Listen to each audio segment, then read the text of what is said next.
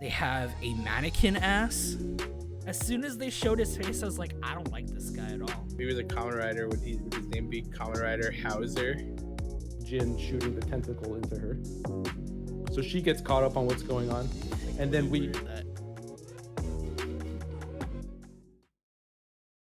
This podcast is presented by ZAIA. Hello. Welcome to Kamen Up Next podcast once again. I'm here, your host, the Giant Robot. With me, as always, my co-hosts, Jesse. Yo. And Nick. Hey, everybody. And today we're talking about Kamen Rider 01, episodes 32 to 35.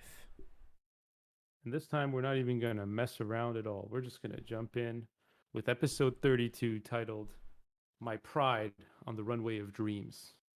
And so in this episode, we're following a model type Humagear. So we're back to that Humagear of the Week formula, but this time with Hedon Manufacturing instead of Hedon Intelligence.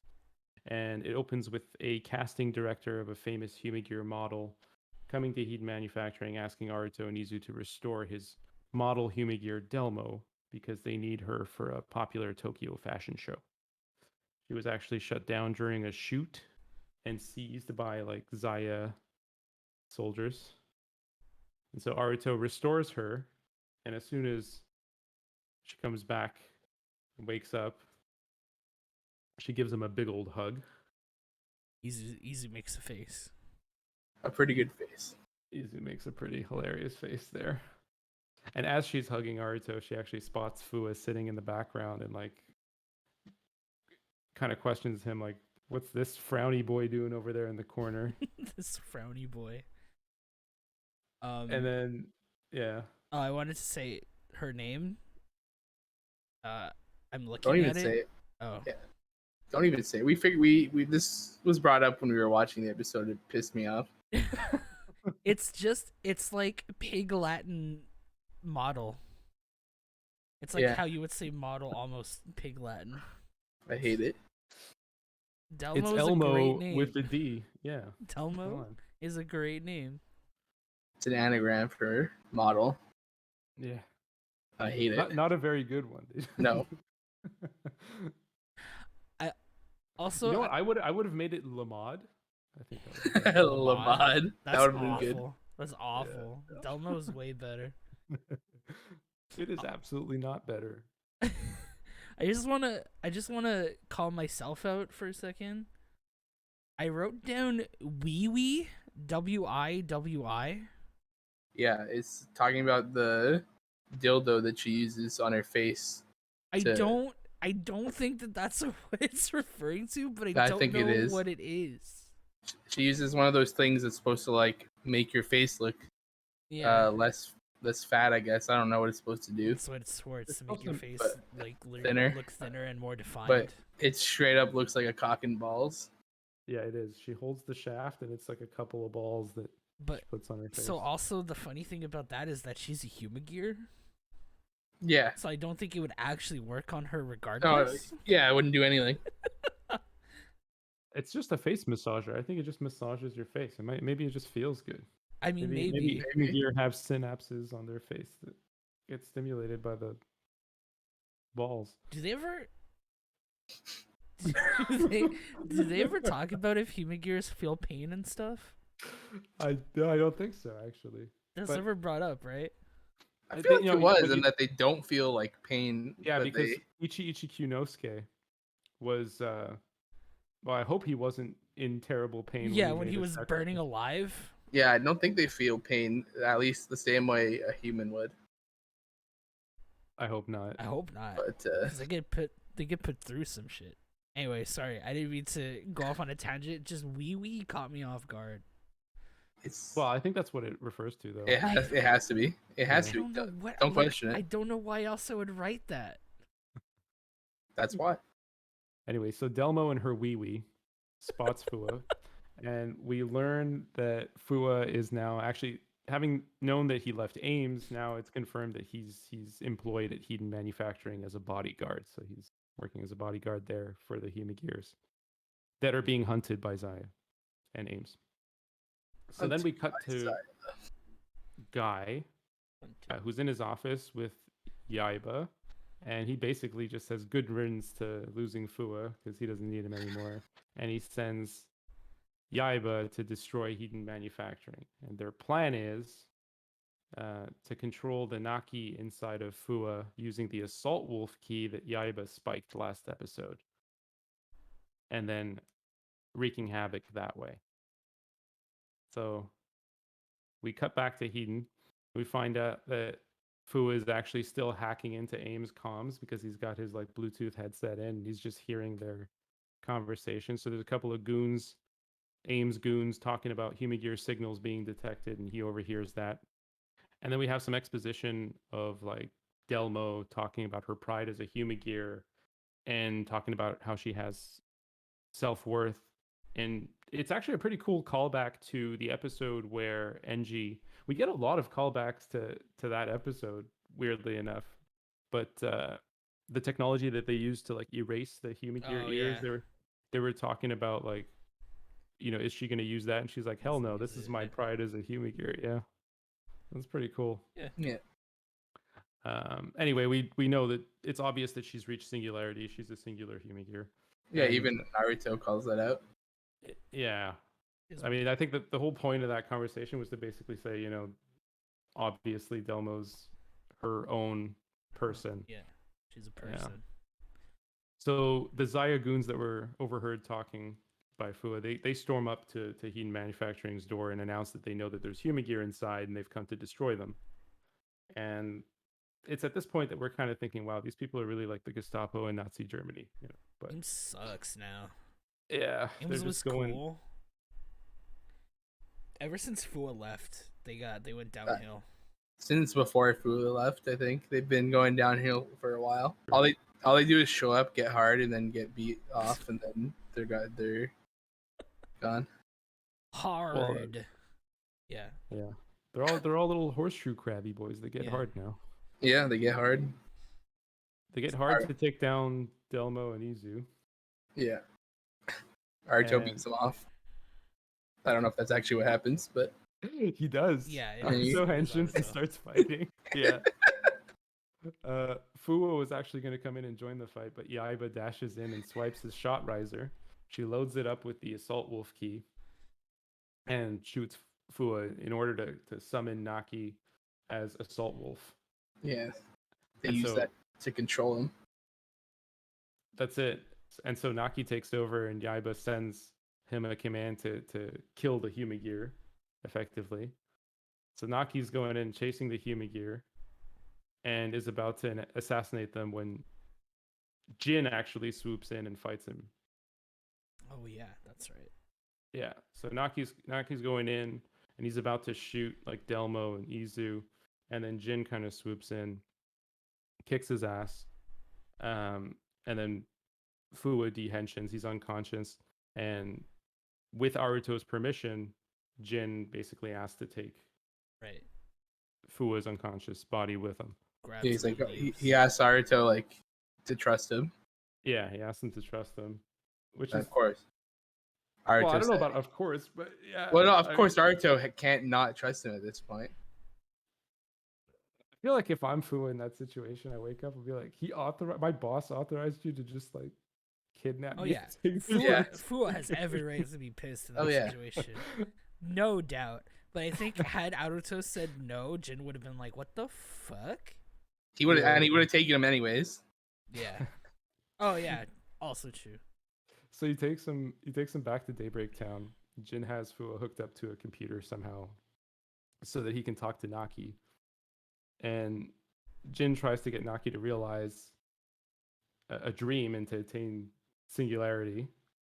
With, having seen Aruto do it in the past, he's trying to follow that same pattern to get Naki to reach singularity.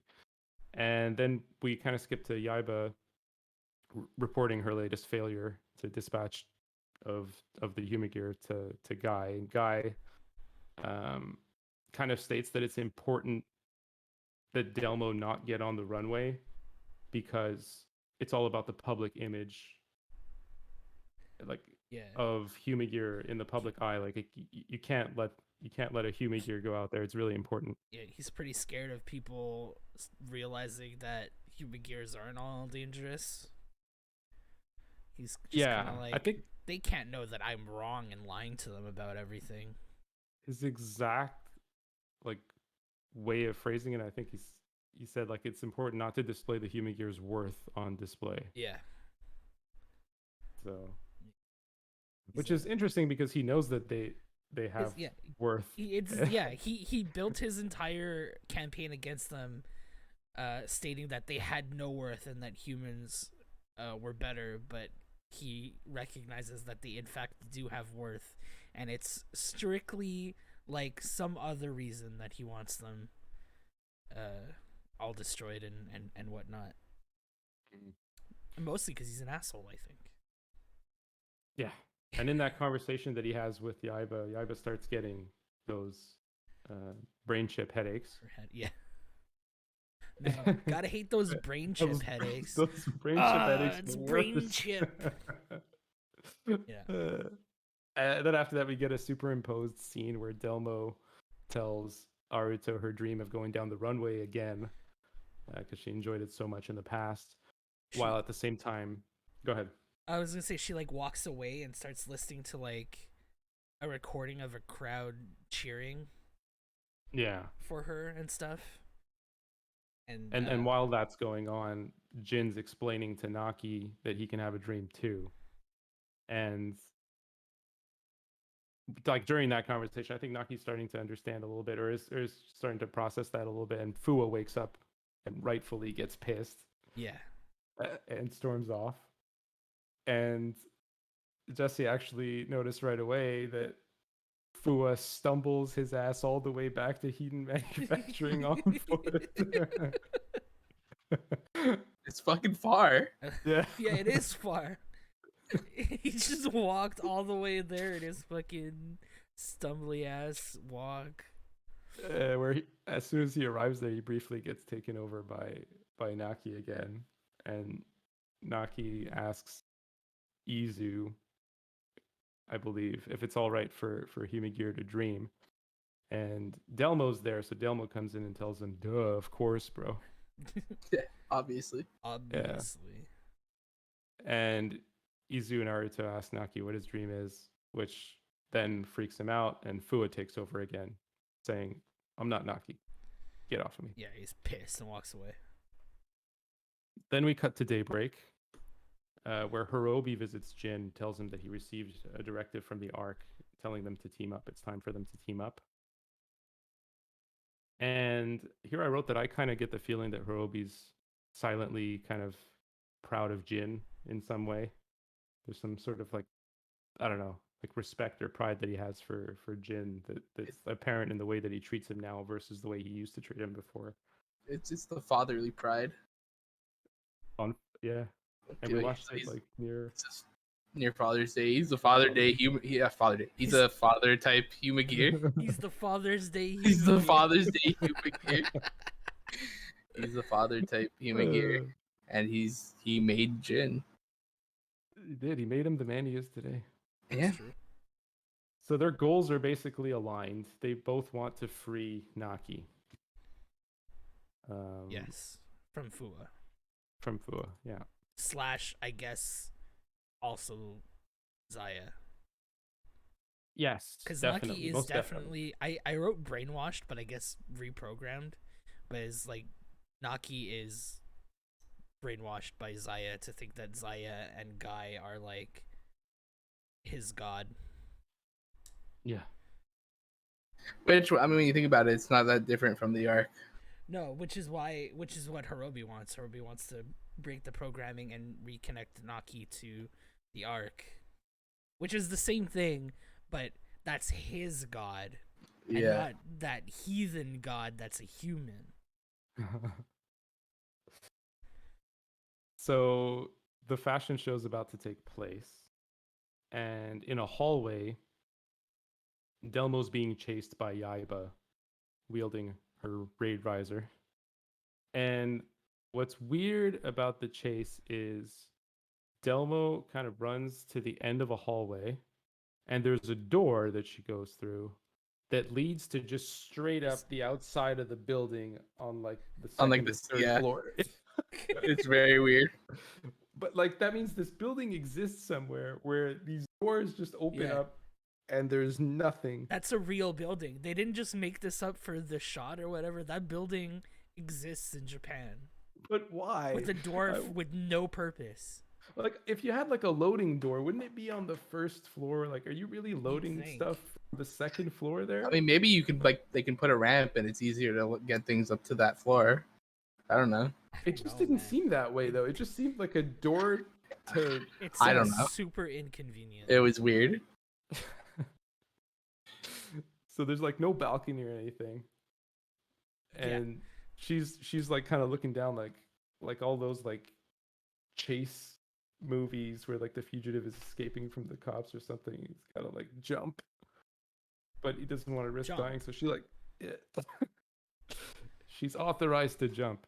She jumps from the second floor to run away from Yaiba, who chases after her. It's pretty like that whole scene.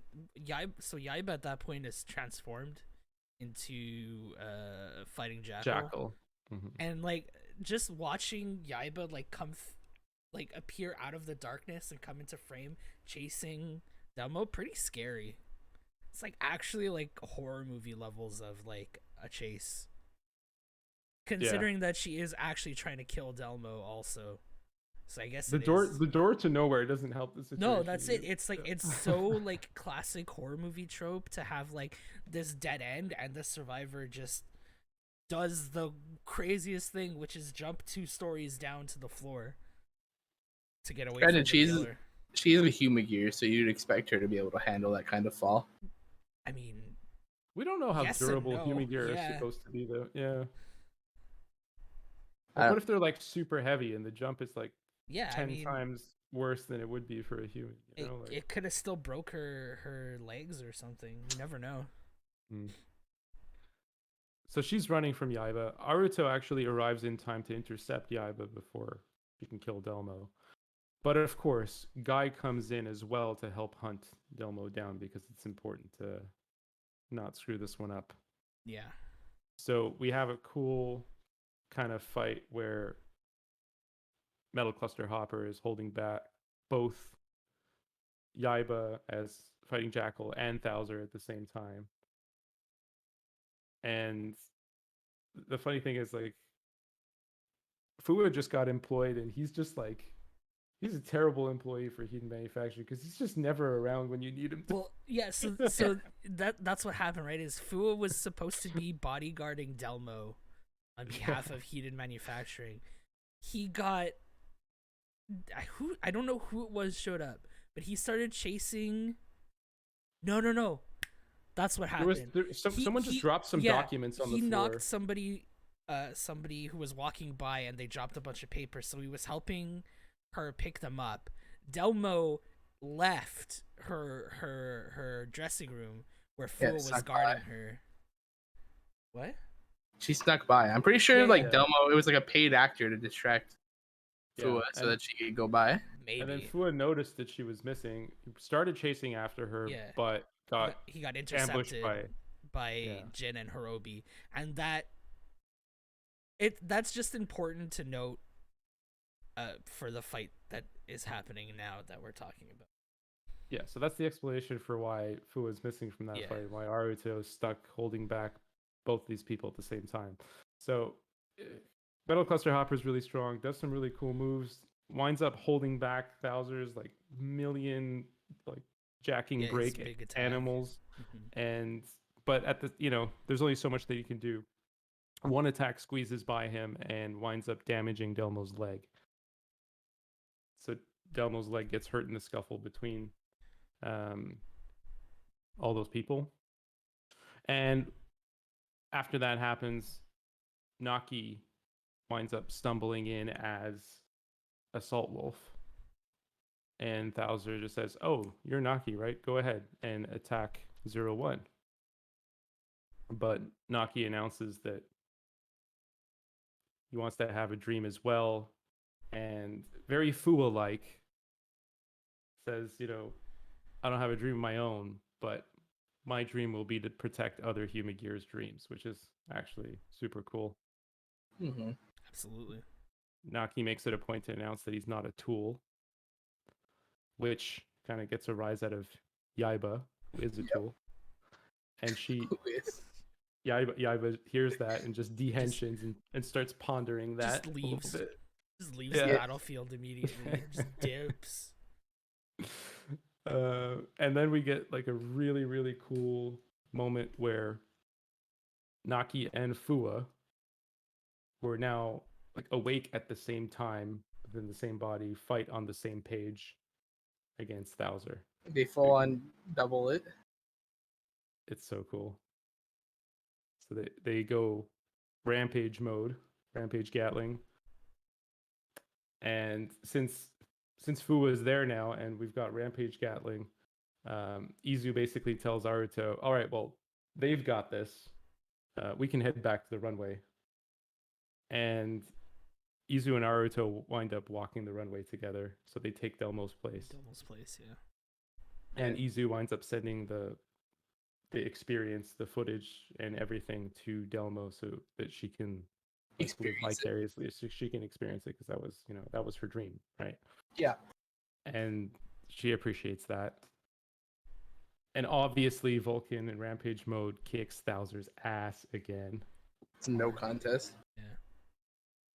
And ZAIA winds up failing in their mission to prevent a Humagear from appearing in the public image in this way. And the press interviews Aruto about Izu being a part of that huge event. And that's how the episode ends. Guy is weak as hell now. Yeah. I love it.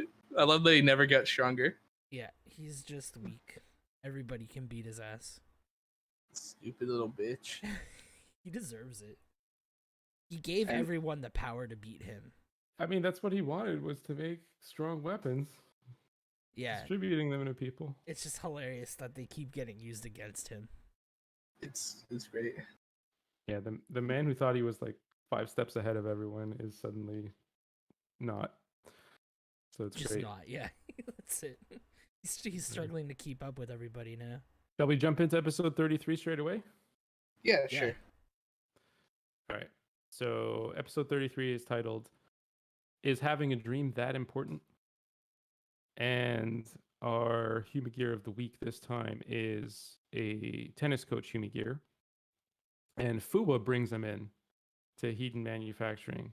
He basically finds out that this Humagear was discarded illegally and picked him up and brought him to Aruto. And so we boot him up, and his name is Love-chan. Izu scans him and finds out that his user, his owner, for lack of a better word, was a young boy named Keita. And once Love-chan wakes up, he's actually shocked that he was disposed of illegally. He thought that, he was loved. He was useful. Love-chan thought he was loved. Doesn't love in tennis terms mean 0? Yeah. It's 15 love, 30 love. Is that a really funny play on words, or is that just me? His name means 0. 0 love. I think I've heard like tennis themed Japanese things use that before. Yeah. In a bunch of different ways. So I'm kind of like numb to it, but it is cool. Also, I wanted to say every Humagear automatically recognizes Aruto. Like Love-chan wakes up and I just find it really cute that every Humagear sees him and they're like, "Oh, Aruto Shacho," and it's just really cute that everybody just recognizes him like immediately. He's like a celebrity to all Humagear. Yeah, it's just like programmed into them that they know who he is and respect him. I don't know. I thought it was cute. They all gave him his their power. That's true. And data. They all know him. Yeah, no, it makes sense. I just think it's really cute that they're all always super excited to see him. Yeah, even without a connection to ZAIA, they just know him. Yeah. So we cut to Guy, who tells Yaiba that, hey, this is your last chance to not fuck up, okay? And I'm going to give you another mission. This time, you have to kill Fua. And he says, I'm going to fill you in on his past. So, which is supposed to, I think, make it easier for her to assassinate or to kill him. I feel like that's a miscalculation on Guy's part too. Yeah, knowing what it is, I don't know why that would make it easier for her. Just I, knowing how she feels about Fua on top of it, like why would knowing more about him make it easier for her to kill him? It's weird. Guy's kind of dumb. Yeah. It was just not a well executed or well thought out plan at all. It honestly might have went a lot better had he not said anything. Seriously. So we get that obligatory Yaiba Guy scene. Then we cut to a tennis court where Aruto meets Keita, the young boy who admits that he actually threw away Love-chan. But he says the reason he says he threw him away is because his girlfriend was freaked out seeing Love-chan in the corner. It was like the dude was staring at them while they were trying to do stuff. And that creeped her out. I love Izu putting herself in the shoes of the girlfriend and then being like, yeah, you know what? I get it. I don't remember that. Yeah. There's like a scene of her walking through the house and Love-chan is just like huddled in the corner and there's like close-ups of his eyes watching her move and she's scared to death. And she's like, yeah, I would be scared. That's a mood killer. Yeah. But Keita says, yeah, he still likes Love-chan. Although Aruto gives him a look, and it seems like Keita's lying. At the same time, Yaiba and Ames goons come in and attack because there's a human gear there. During that clash, Yaiba winds up attacking Fua, frantically tries to pull off his shot riser and kind of like yelling and saying like it's my fault and telling him that he shouldn't have become a Kamen Rider, like blaming herself and just like frantically attacking Fua some more. And she walks off and gets like she just kind of like gives up and like walks off, and then she gets attacked by her own Ames goons. Fua comes in and saves her from her own goons. Yeah. And they're just like chilling by the van and like talking about Fua's dream. Yeah. Taking down ZAIA. He's like, I don't mind being a Kamen Rider. I don't know what you're worried about. Then after that, we cut to Daybreak where Hirobi and Jin are talking about getting the Metsubo band back together. And Yaiba obviously failed, so she's just walking along. She gets a call from Guy telling her, wow, you fucked up again? You know what? Don't disobey me. Just take out the human gear and I'll take care of Fua myself. And then she has this like shocked look on her face, like, oh no. At the same time, we have the plot thread of Keita, who's being overworked by Love-chan and just basically fucks off from him. He just dips. And he runs off to Hedon Manufacturing and tells Aruto, you know what? I don't want to be a pro tennis player. This guy's too much.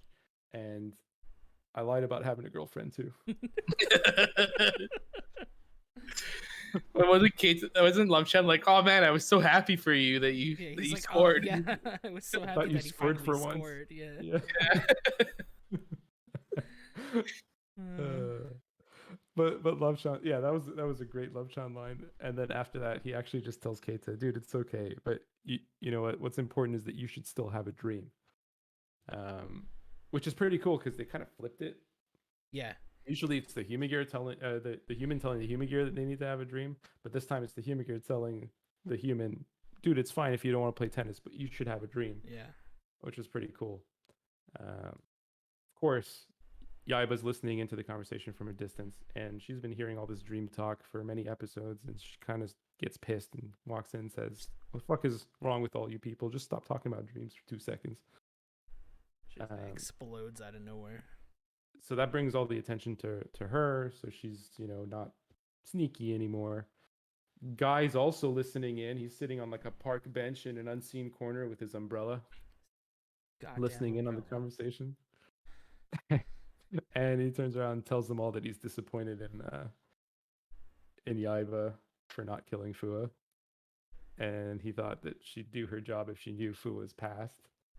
So he's about to reveal some information about Fua's past, and Yaiba desperately tries to protect Fua from hearing it.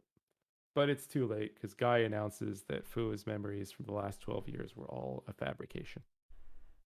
He was never attacked by any berserk human gear. That was all made up stuff. So everything that was keeping Fua going turns out to be a lie. I want to say I kind of figured that it something like that because it didn't really line up with the events that happened in Daybreak Town.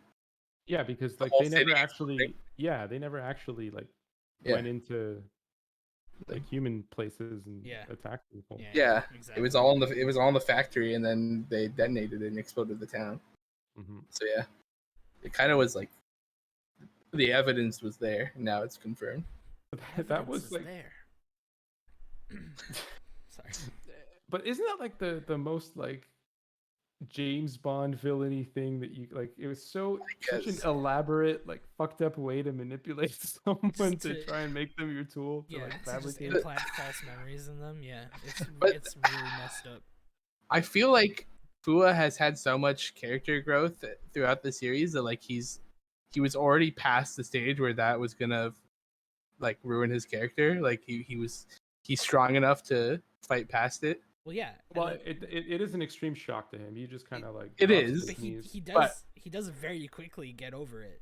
Yeah, that's what I'm saying. Like if this happened way earlier in the show, he would have been done for. But Like, so- that would have been it. It's the kind of thing where, you know, Guy doesn't know how far Yeah. Fua's moved past it. Yaiba doesn't really know how far Fua's moved past it. Like nobody really knows how he thinks. So yeah, it starts off as a shock, but Yeah. Fua, we know as the viewer that Fua's like past all that. So he has his initial moment of shock, but you know, I think Fua. it's even more impactful. Like the reveal of that information is more impactful on Yaiba than it is on Fua, It is. Mm-hmm. because that winds up being the last straw for her. So she's fed up, and fucking with Fua is going too far, you know. So Mm-hmm. that winds up being the straw that broke the camel's back for her.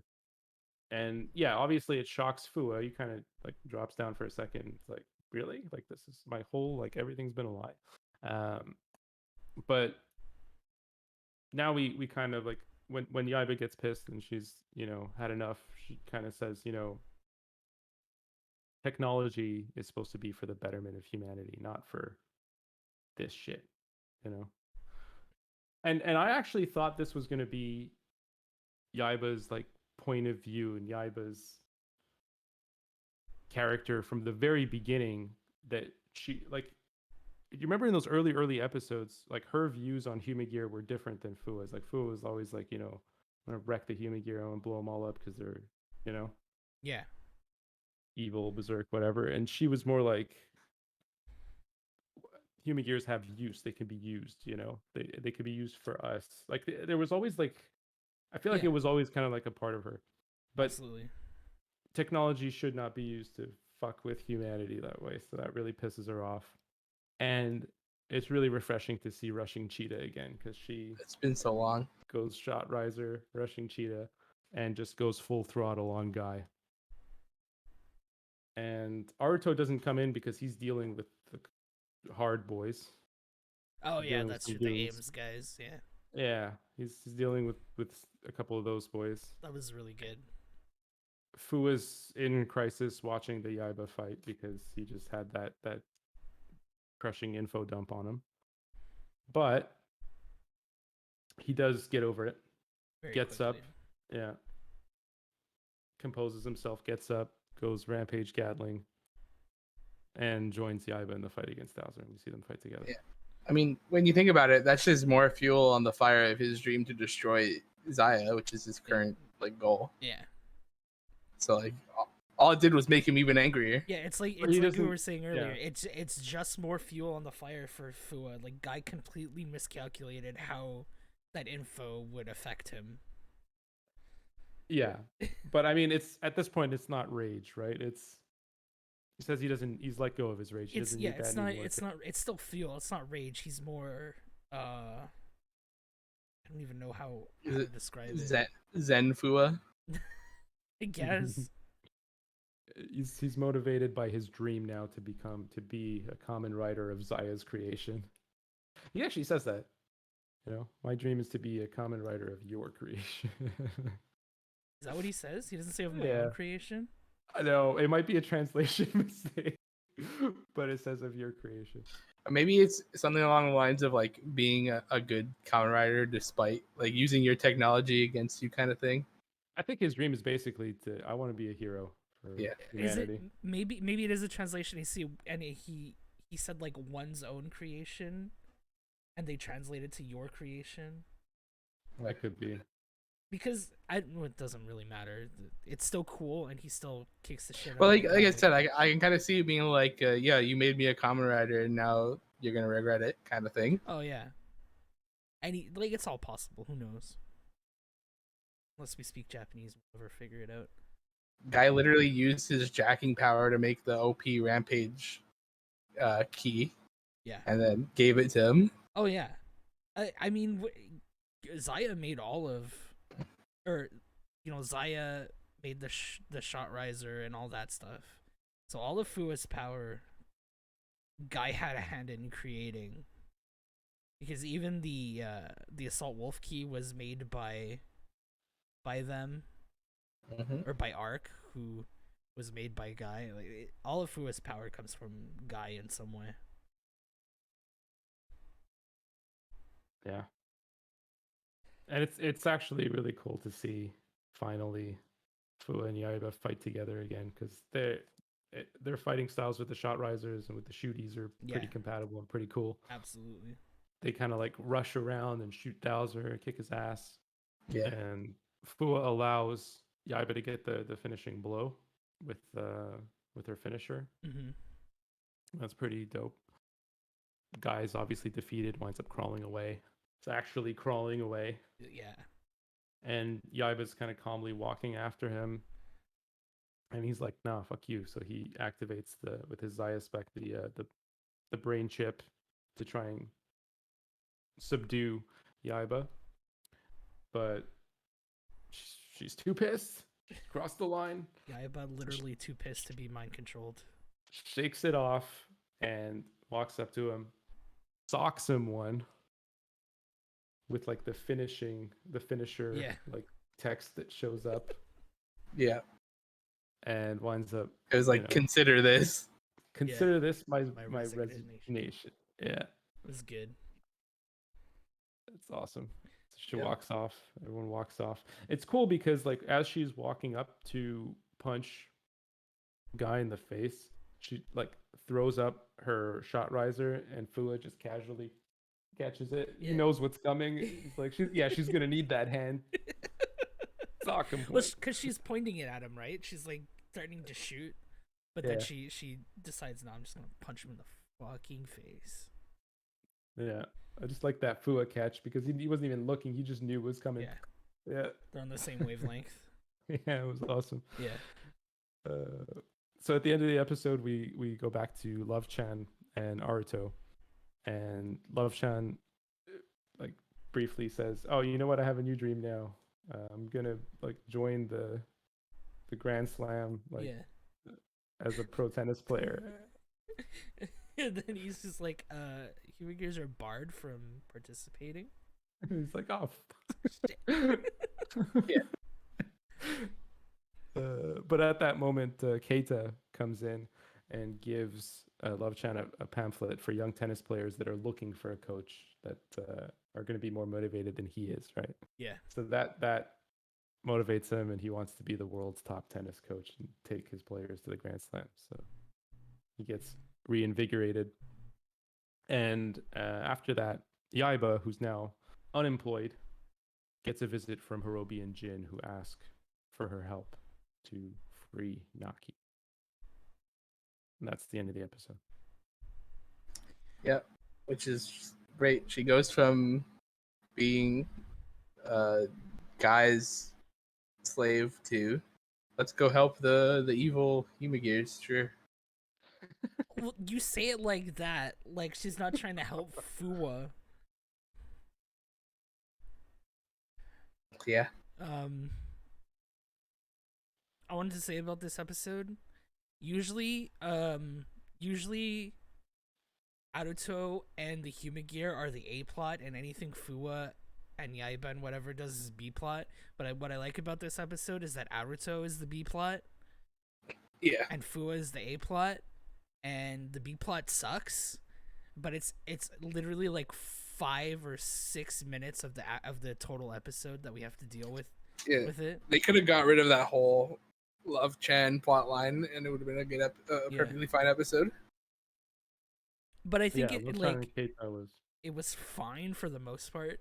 It was mostly like the comedy part of the episode was Love Chan, and then we had like all the drama was Fua and Yaiba. It was too much of a rehash of like Mr. Kobe. Yeah, but again, they didn't do it like they didn't like make it the focus of the episode, so it wasn't too bad. Had it been like actually the focus of the episode, it would have been garbage. But they really didn't spend a lot of time on them, so it was nice. It was okay. Yeah. All right, 2 more episodes to go. Shall we jump into them? Yeah. Let's do it. Episode 34, titled "This is Hirobi's Way of Life."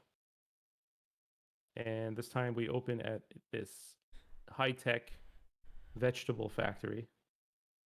I would call it a farm, but it's not really a farm. It's like a building with what's like greenhouses. Really super high-tech greenhouses. They call it like a vegetable factory though. Yeah. Where they have like it's technically like they're still farming the vegetables, like they're growing veggies. They're not like fabricating them. And everything in there is completely controlled by AI. They've got the climate controlled space completely down to the molecule, all like super cool. They have like all the separate houses for the different types of veggies, so they can all be grown in like the perfect climate for that specific vegetable. I think it's really cool, honestly, as an idea. Yeah. They have all kinds of vegetables all growing under optimal conditions, all controlled by AI. So it's very important to them that they have their farming management Humagear, Midori is her name, to run, because you got all this tech and you need a Humagear to look after it. So the head of the veggie factory, I honestly don't know his name. Thanks Aruto for restoring Midori, because obviously needs her. And Midori comes in and gives Aruto the best lettuce he's ever tasted. The juiciest, most delicious lettuce he's ever had. This looked like some regular ass iceberg lettuce. What's the pun that he says? I think the English translation is "Let us try this lettuce" or something. Yeah. So dumb. And it's lettuce, but he's acting like it's the most delicious thing he's ever tried. It's like, oh my god, this is the best lettuce. It's like, bro, it's crunchy water. Yeah, it's lettuce, dude. Like it's not that, it can't be that good. I love it. An S tier lettuce is still lettuce. Yeah. So back in Daybreak Town, we see a civilian clothed Yaiba entering the Metsubo lair, and she agrees to help Jin free Naki. And then we cut to Hidden Intelligence, where Guy is getting his ass kissed by the VP. And this was probably my favorite Guy moment ever, because it's like he's an asshole, but he's kind of a freaking nut job too, because they make him some tea, and the tea is too hot. And then he just says, like, he has like a huge pause in his sentence where he says, tea is it's supposed to be 1,000%. And they're all just like listening in. 60 degrees Celsius. And they were just like, what? What does that even mean? Like, I don't know. That was the best guy moment ever. He's also sitting there like pretending that he didn't just get his ass beat by Yaiba because they're asking him where she is. And he's like, I don't "Oh, need her. I had to let her Yeah. go. Yeah. Like she Yeah. didn't quit," and punch him in the goddamn face. But they knew that she did because they were actually like gossiping while they were pouring him tea that Yaiba punched him in the face. Didn't he have a bandage or something on his face? Yeah, they're like, boy, did she did a number on him, like. So they're actually just kind of fucking with him the whole time. Yeah, it's pretty good. Yeah. So then we jump back to the farm where we meet the farm owner's son, and Hirobi comes in at that point with a bunch of those like fodder Magia, like the low-level Magia, like an army of them, and starts attacking the farm. His goal is he wants to get Ikazuchi's data from Aruto. Aruto's got all the Humigear data, including Ikazuchi's. So, he's like, give me Ikazuchi's data or the farm's going to shit. So then he orders the Magia to attack the farm. And Aruto, I think tactically, decides to go Shining Hopper to take care of the fodder because that's, I believe, his fastest form. I think speed-wise, he wanted to just like go in and take care of the fodder. Because they're not that strong. Like he can absolutely like take them out pretty easily as Shining Hopper. Speed was of the essence there because he didn't want the farm to go to shit, so he had to dash in there, and Shining Hopper has that ability to like zip around. Yeah, exactly.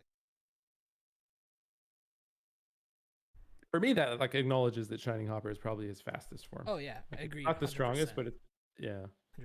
At least until whatever his final form is. We'll see. Yeah. So while it's What? What? I didn't say anything. What happens? Oh, so he takes out the fodder. Hirobi henshins and starts engaging Shining Hopper. And obviously Hirobi's stronger than Shining Hopper, so Hopper's not strong enough. Yeah. The farm owner's son comes in and actually tries to protect or defend Aruto by attacking Hirobi with like a piece of metal pipe. But Hirobi's a Kamen Rider. So a very strong one.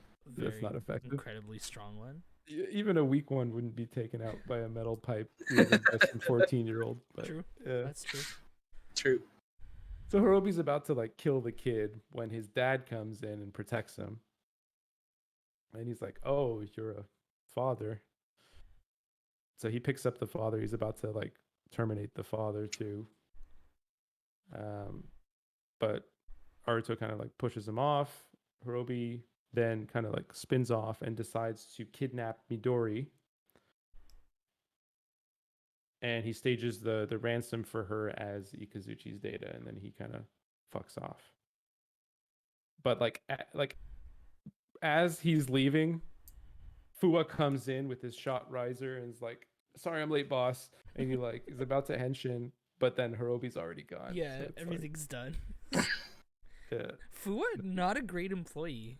No, and Izu kind of gives him shit. She's like, "Do you think you're the president, dude? Because like it doesn't revolve around you. You gotta be here for it." It's really funny how like ever since he quit Ames, he's always late.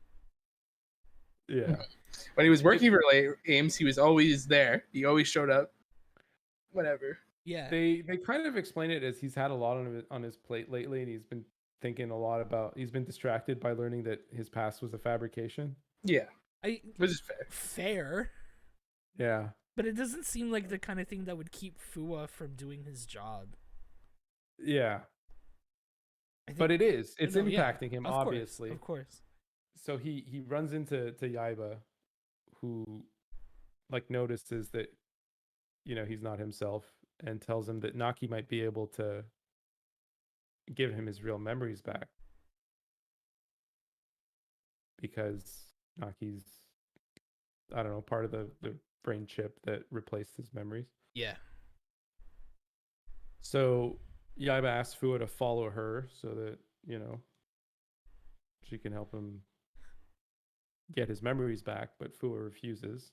At which point she just freaking karate chops him out And there's another. There was a meme moment there too. I don't know if you remember it. Is it the one where Fu is like, "Man, you really suck at designing these things that I could just force open easily"? No, she actually Is spoke in meme too in the translation. I uh, forgot. Like as she like chopped I them don't know. at it was like It was very much like future Gohan and Trunks when they're going to fight the androids in the future timeline, and Gohan doesn't want Trunks to come along. yeah. Just fucking cry chops him and knocks him out. What did she say that was a meme? I don't remember. I didn't I write it down. I don't remember either. That means Nothing Fua's personnel, kid. that means Fua's rubbing off on her. I'm gonna have to look So that up. yeah. Back at the farm, shit is completely fucked up without Midori. The whole thing is the whole mechanism they had is falling apart. The vegetables are dying. Everything's bad. The son desperately wants to help the farm and his father, and spots a pamphlet for a ZAIA spec, thinking that the ZAIA spec can help him run the AI farm because it gives you AI powers. Then we cut to Guy's office where, lo and behold, the ZAIA spec sales numbers are handed to him, and ZAIA spec sales are doing great. So now he's planning on moving to the next phase of his plan, which is pushing the raid risers to market. So then we skip to Daybreak, where Yaiba has Fua hooked up to a PC and is doing the data transfer of the Naki data to a Humigear body, and periodically has to just casually walk over to Fua and knock him the hell out, and then go back to the computer and keep typing, and then coming back. And it's funny because this is what Hirobi and Jin needed Yaiba for, was to just periodically come in and knock out just, Fua, just to keep Fua asleep. Literally nothing else. Yeah, because Jin actually makes a comment because he's observing the process, right? And he says, "So I could have done this. This is all I had to do." Like, I don't remember that either. it was pretty funny. And then, yeah, Yaiba's response to Jin is like, "Yeah, I know how to deal with them." True. Just beat him up. Yeah. Then we snap to Izu and Aruto, and they actually are just like sitting in like the office space, and they ponder giving Hirobi Kazuchi's data in exchange for Midori. And Aruto asks Izu if they can look into Hirobi and find out some information about him. So Izu says that the Ikazuchi's key actually contains some information about Hirobi, so she like looks into it, and they find out that Naruto's dad was used as a basis for Hirobi's creation for all father type human gear, essentially. I think it was like stated before by the bot human gear. The professor one. Yeah. Yeah. Yeah. Mm-hmm. So Aruto's not all that surprised by it. And you know, the question is they wonder if Hirobi remembers being a father. So the next day, Hizu and Naruto meet up with Hirobi to do the exchange. And Naruto gives Hirobi Kazuchi's data, but Hirobi reneges on the deal and winds up blowing up Midori. So the exchange is not fair. He makes an announcement that, you know, all human gear that would conspire with humans or tainted by humans should be blown up, should be destroyed. It's the will of the Ark. Will of the Ark. Can't fight it. It should be noted, though, the night before that happened, Midori really pissed off Hirobi. Are you combining the two episodes into one? Because doesn't that happen in the second, in 35? No. Okay. No. Well, we're almost at the end of this one, though. Oh, okay. So after he blows up Midori, we cut to Daybreak Town, where Yaiba's downloading Naki out of Fua's chip and into the human gear. Aruto and Hirobi start clashing, and while they clash, everyone wearing a ZAIA spec in the world gets hacked and starts attacking humans. Going berserk. Yeah.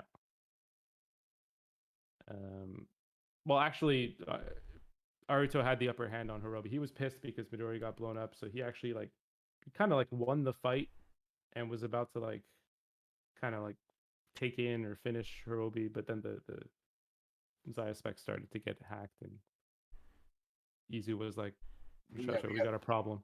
Yeah, we gotta go. We gotta go help. We gotta go fix this. And one of the people that got hacked, of course, is the farm boy who just recently bought a ZAIA spec to help out his family. Literally 2 seconds after putting the ZAIA specs on, he Poor gets hacked. Yeah. So it turns out Naki's resurrected, and being a former ZAIA employee, he knows his way around their security. So Hirobi gets wind of this. That's basically, Hirobi knowing, oh, well, I guess we succeeded. And then as that happens, Jin swoops in all opportunistically and swipes Ikazuchi's data from Aruto, who just happens to be holding it at the time. Just swipes it, and that's the end of the episode 34. We could jump straight into 35 because it just picks up exactly where. Yeah. I just wanted to say the night before this happens, Midori and Hirobi are talking. Midori pisses off Hirobi really bad. So the next day when he destroys her, he says it's for the will of the Ark, but it's pretty dubious because I think he just hated her. I think he was just mad and blew her up and killed her out of spite for pissing him off. Do you think slapped her down the night before? I thought that was him venting his frustration. Do you think that Hirobi has the capacity to do something that isn't for the will of the Ark that? Yes, we've seen it happen already when he protected Jin and was like, "Why did my body move?" Is that not in the next episode that we haven't talked about yet? No, wasn't that earlier in the series? No. Yeah, I think it's in the next episode. That's in the next episode. Yeah. We could jump into the next episode. Are you sure? I don't have that written down as a thing. I remember seeing it earlier in the series. He protects Jin from Aruto. No. Yeah, but why would Aruto's not fighting Jin for the last 10 episodes? No, it's until this next episode because Jin just betrayed him. Let's jump into it. We'll walk through it. We'll step through it. Okay.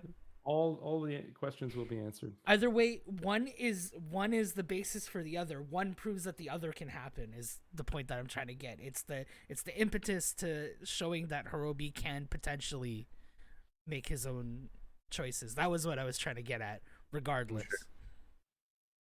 So episode 35, picking up exactly there, is titled "What Do Humigears Dream Of?"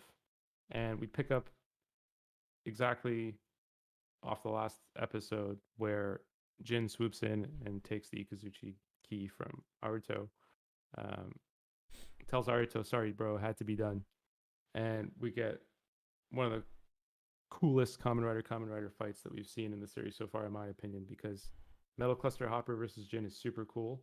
He does this thing where he can create metal platforms. It's really cool that he can jump through to kind of fight with Jin's flying abilities. It's really awesome. It's a cool fight. So we get that cool ass fight, and at one point in the fight, Jin is in danger, and Hirobi instinctively jumps in to protect Jin, but he doesn't know why he did it. Okay. So then Hirobi and Jin fly off. I was misremembering. And the humans are still going berserk everywhere from the ZAIA spec hack. We jump to daybreak where Fua wakes up, and Naki's there, having been recently uploaded to a body. And Fua talks some sense into Naki, who was being controlled by the Ark. His eyes were red, to basically not make the humans kill each other. So Naki remembers his dream at that point and stops the ZAIA spec hack. And then we see Guy make an announcement on TV that And it's fortunate for him that Humagears were behind the ZAIA spec hack, because in any other circumstance, like, Oh Would have been bad. yeah, it's still pretty bad. it's pretty bad, but at least he says, "Oh, well, you know what? This is the Humagears again. Those darned Those Humagears darn that I warned you about. They're at it again." And he's not lying. It is true. Yeah. It's Metsubo Jinrai at it again. Fortunately for him. But and here's where Jesse also made a statement while we were watching it. He promises that by the end of the day, Ames is gonna take care of Metsubo Jinrai. And Jesse was like, how the fuck are they gonna do that? It's just, Ames is just guy and a bunch of hard guys. Yeah, that's it. And they're gonna take down all of Metsubo Jinrai. I don't think so. Well, I mean, it's like delusional of a guy, but I guess the normal people don't know what Metsubo Jinrai Oh, is, yeah, or like exactly. what a Kamen Rider is or what. So You didn't have to promise by the end of Yeah. the day. well, I mean, yeah, but guy keeps can't live up to making it. yeah, he keeps making increasingly bad decisions. And this is just one of them, saying by the end of the day everything is going to be great. Yeah. I think actually Overestimating his own that power. that announcement is on like a TV screen at the hospital in this scene where Fua wakes up and Naki greets him there, and basically he fills in Fua on his life story. Like, we kind of get it like off screen because it like cuts off. We go back to Hedon Manufacturing where Aruto's sitting around pondering Hirobi's actions, his self-sacrificing actions in protecting Jin. And then we skip back to cut back to Fua, having skipped over the whole life story. We come back at the end of the story time and find out that Fua led a boring ass life. Nothing eventful happened. But I could like, wow, I can't believe it. Yeah. Like alluding to like something crazy that happened. It's like Yeah. nothing happened. You had a normal, boring life. Yeah. Yeah. Yaiba was like, wow, because she's in the room and she's just like, okay, that was the most boring thing ever. And then Naki says, there is one interesting about him though, and that's his sense of humor. And Yaiba was like, what do you mean? And Naki demonstrates by doing a shitty Aruto Janaito style joke. A double with the joke. Aruto Janaito and everything. And like Fua just dies of laughter. Yeah. Because it was Fua a double joke. Loses it. Yeah. Do you guys remember the joke? No. Something about a blanket, a blank blanket. Yeah. I don't think it translated to English very this well. Blanket is as blank as your life. Memory. Yeah. Yeah. It doesn't make sense in English.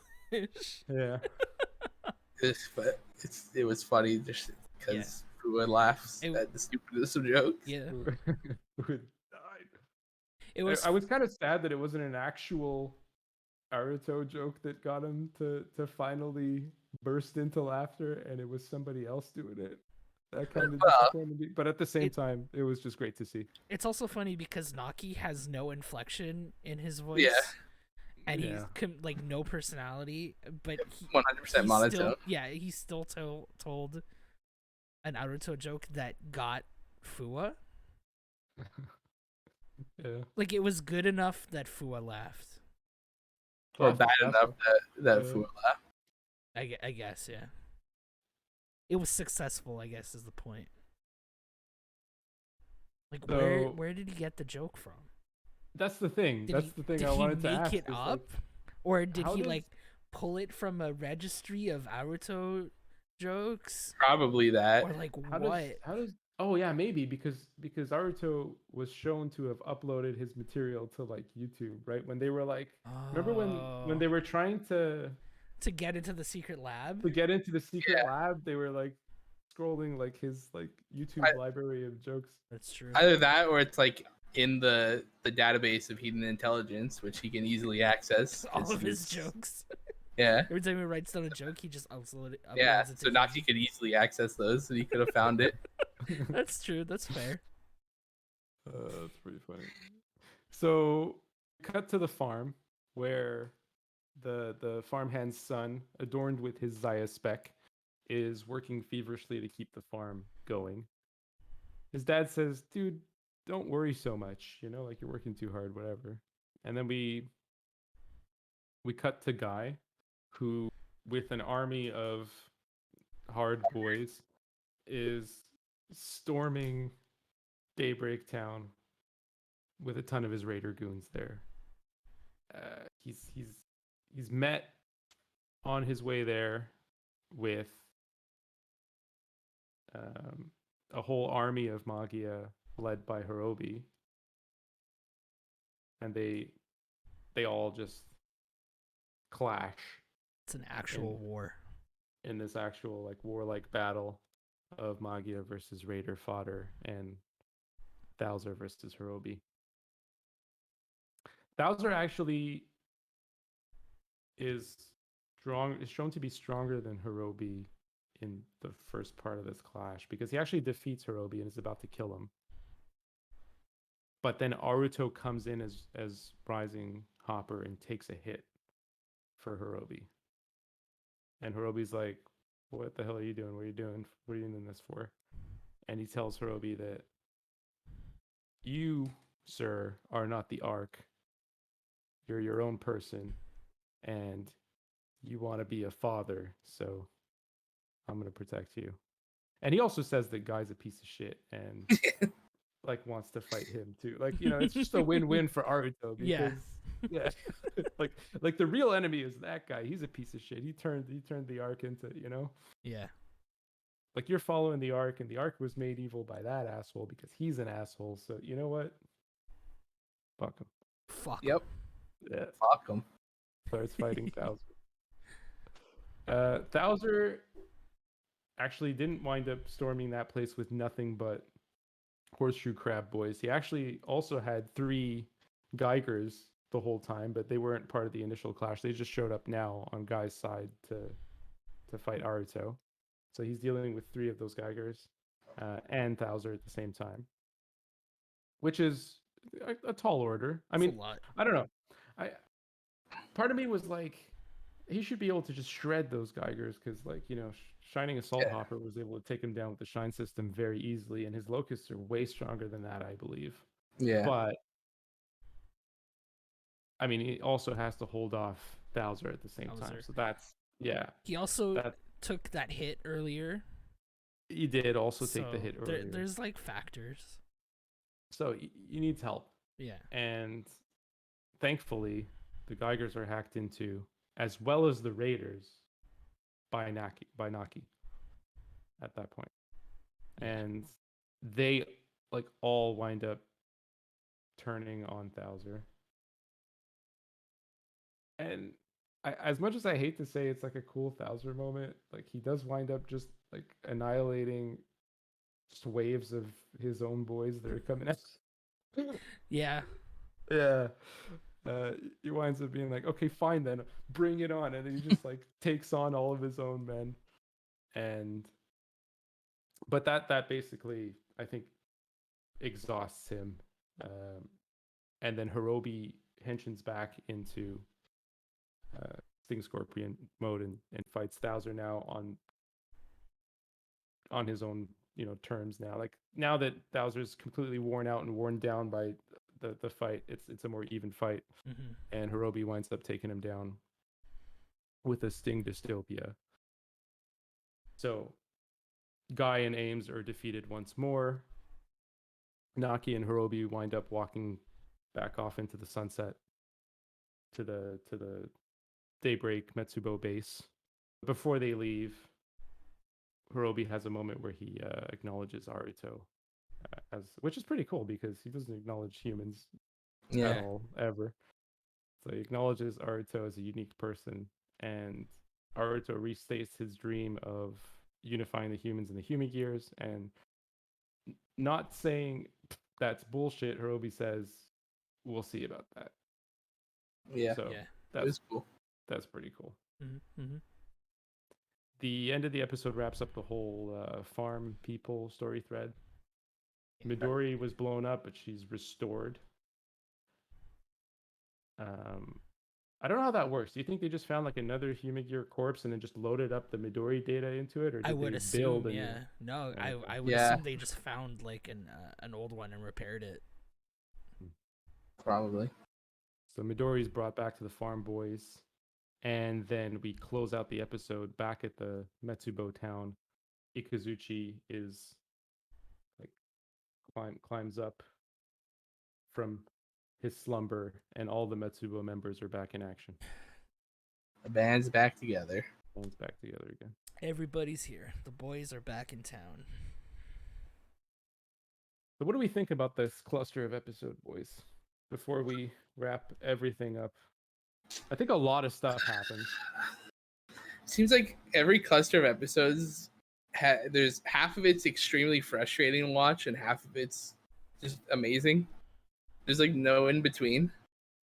Like everything with Yaiba leading up to her finally punching guy in the face got more and more frustrating, and then she finally. I will say, having rewatched it the second time around, it's a like knowing what's coming. You're more open to it. So Yeah. So I think that's why I was getting frustrated with your guys' reactions. Is because I was like, oh yeah, well I know that she's gonna yeah, punch. I Guy see in where the you're coming from face. now. Yeah. Having watched it the second time around, it's like you know you pick up the nuances a little bit more. Yeah. When Absolutely. you watch it over again, because it's really easy to skip over those little moments where the writers and the showrunners are trying to tell you that Yaiba's not a piece of shit. Yeah. Because you're focused on all the elements that are telling you Yaiba's a piece of shit. Absolutely. But when you're watching it through the second time around, you pick up on those little subtleties and moments where she's struggling or she's actually trying to do something a certain way. Yeah, you can see her struggling a lot. Yeah. Through So all it those is. shitty I moments. have to say, it does. It has changed my perspective a little bit. So, Jesse, I am like with you to a certain extent, but at the same time, if you know what's coming and you watch it through, it's not as bad. Yeah, I mean that's fair. It's just like it felt like every time while watching it for the first time, at least, it's like this is the time when she's gonna not do this bullshit, and it gets worse and worse and worse. And it's like, okay, now she's really not gonna do this, right? And it's like, nope, just kidding. It took a while for her to find the strength she needed, and once it got to fucking with Fua directly, she was like, nope. And that's what it took, was somebody she actually cared about. The thing is that what pissed me off is when she did fuck with Fua by putting the assault wolf key in to control him. That kind of pissed me off a lot. Like, but she did that before she knew about all of the I know brainwashing and everything. To be fair, I know. Yeah. So I mean, we'll see how the next 10 episodes go. I'm wondering if like Rampage Gatling is here to stay, or if somehow Fua's gonna lose that form because it's too strong, man. I just don't like. I think it's just too strong. No, he can't lose it. It's the coolest form in the show. I don't know, man. I can't say anything regarding its strength or whether it's too strong, if it stays or goes. I can't speak on that because I know the answer.